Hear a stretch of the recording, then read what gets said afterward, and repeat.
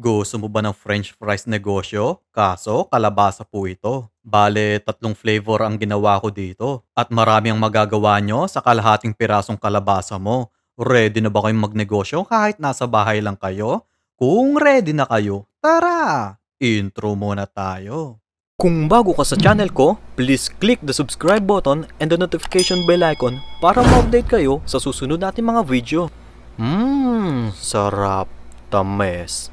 Oh yes. Gagamit tayo ng kalahating pirasong kalabasa. Tapos, hiwain natin to para mabilis lumambot.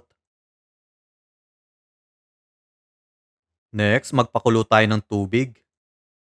Ilaga lang natin yung kalabasa ng ilang minuto hanggang sa lumambot ito. Valentine's na pala next week, no? Huwag kayong magalala kung wala mang magbigay ng bulaklak sa inyo. Ako nang bahala kasi marami namang bulaklak yung kalabasa dito. Don't worry kung may mga single pa din sa inyo. Malay mo next year, single pa din kayo. Medyo palamigin muna natin to. Tapos, durugin natin ang tinidor. Then, maglagay tayo ng isang tasang rice flour. Pwede din cornstarch ang ilagay nyo.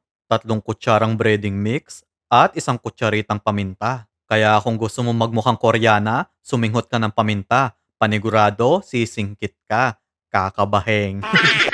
Di na tayo naglagay ng tubig dito kasi nagtutubig na yung kalabasa ko. Then, ilagay na natin to sa piping bag. Tapos, gagawin lang natin tong kalabasa stick. Kayong bahala kung gaano kataba at kahaba ang gusto nyo. Pero ako, okay na sa akin yung ganito para maging itsurang fries kapag niluto ito. Sa una, malambot po itong stick ko. Pero titigas din ito after maperito. Ilagay muna natin sa freezer ng ilang minuto para tumigas ito. Tapos magpainit tayo ng mantika. Pirituhin natin yung kalabasa stick into medium heat hanggang sa mag-golden brown ito. Kailangan paghiwa-hiwalayin nyo kasi kapag magkakapatong, magdidikit-dikit po ito.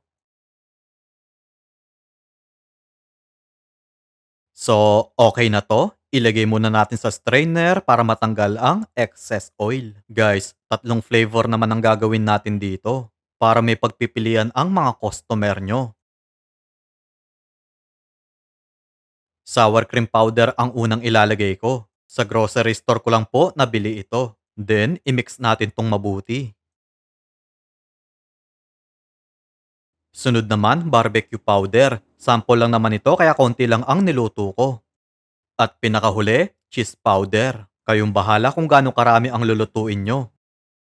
Heto yung lalagyan na gagamitin ko. Ilalagay ko na lang sa comment section kung saan ko nabili ito. Guys, kayo nang bahala maglagay ng presyo. Kasi depende yan kung gaano karami ang ilalagay nyo.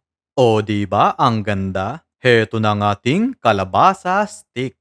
Try nyo na din ang recipe na to na pang negosyo. Masarap na at marami pa ang magagawa mo. Maraming salamat po sa inyong panonood. Ingat po kayo palagi and God bless.